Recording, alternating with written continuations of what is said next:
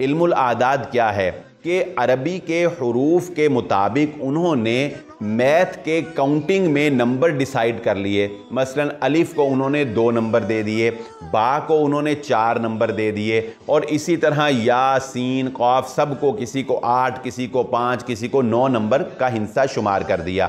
اب کوئی بھی قرآن مجید کی آیت لیتے ہیں تو اس کے حروف کو علم الاعداد کے اعتبار سے جمع کر لیتے ہیں۔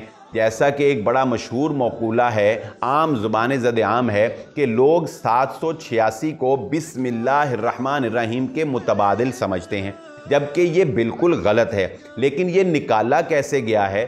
یہ نکالا ایسے گیا ہے کہ با، سین، میم اور ان تمام بسم اللہ کے حروف کے جو نمبر تھے ان کو جب جمع کیا گیا تو جمع کرنے کے بعد جو فگر آیا وہ 786 کا تھا۔ چنانچہ یہ ڈیسائیڈ کر لیا گیا کہ 786 یہ بسم اللہ الرحمن الرحیم کا بدل ہے۔